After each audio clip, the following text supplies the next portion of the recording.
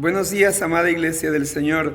Es bueno saludarles nuevamente en esta mañana, agradecerle al Señor por la vida de cada uno de ustedes, felicitarlos también por el trabajo realizado el día de ayer en medio de nuestra comunidad, dando testimonio de Cristo, habiéndolo adorado a Él de manera pública, habiendo compartido la palabra de nuestro buen Señor en medio de nuestra comunidad.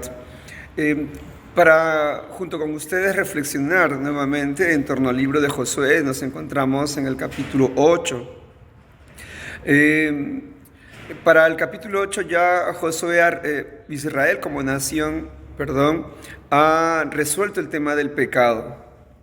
En el capítulo 7 ellos se enfrentaron a un pueblo bastante pequeño donde en teoría la victoria estaba segura. Sin embargo, el pecado de la desobediencia en medio de la nación imposibilitó la victoria de Israel frente a Jai.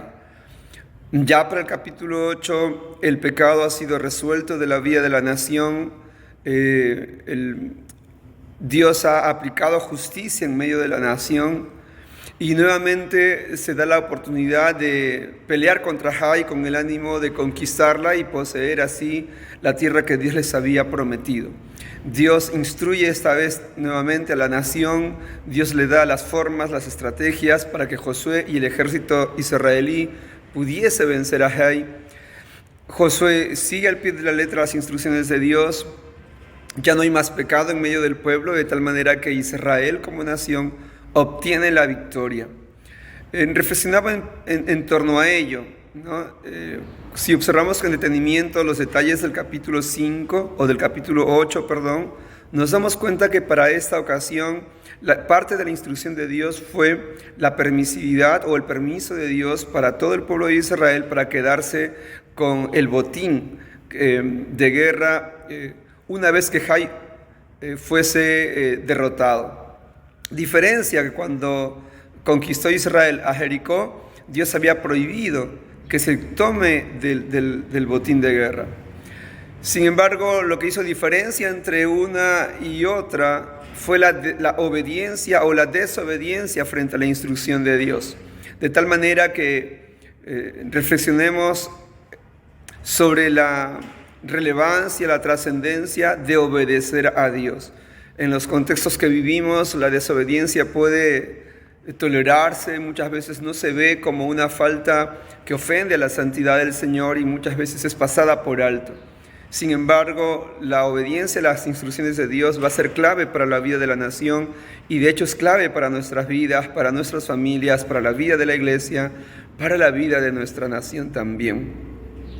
Hacia el final del capítulo 8, Israel, una vez obtenido la victoria, va a celebrar un culto, lo que llamaríamos culto nosotros en este tiempo, de adoración y de agradecimiento al Señor. Dice la Biblia que Josué levanta un altar y presenta, junto con todo el pueblo congregado, presenta sacrificios, holocaustos al Señor, que era parte de la cultura de adoración de Israel para aquel entonces. No solamente el presentar sacrificios, sino que dice la Escritura hacia el final del capítulo 8 lo siguiente: luego Josué leyó todas las palabras de la ley, tanto las bendiciones como las maldiciones, según lo que estaba escrito en el libro de la ley. De esta lectura que hizo Josué ante toda la asamblea de los israelitas, incluyendo a las mujeres, a los niños y a los inmigrantes, no se omitió ninguna palabra de lo ordenado por Moisés. Notemos la importancia, amada iglesia, de la ley de Dios para la vida de la nación. Al punto, iglesia del Señor, que Josué escribe nuevamente toda la ley de Moisés y se la lee al pueblo en su totalidad.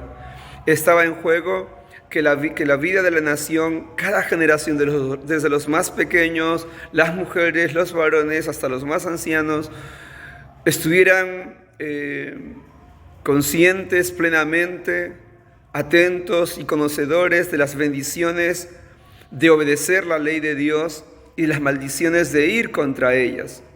De tal manera que este va a ser un aspecto trascendental para la vida de Israel como nación: obedecer o desobedecer a Dios. Si obedecemos al Señor, tendremos grandes bendiciones sobre nuestras vidas. Lo contrario sucederá si nos rebelamos contra las instrucciones de Dios.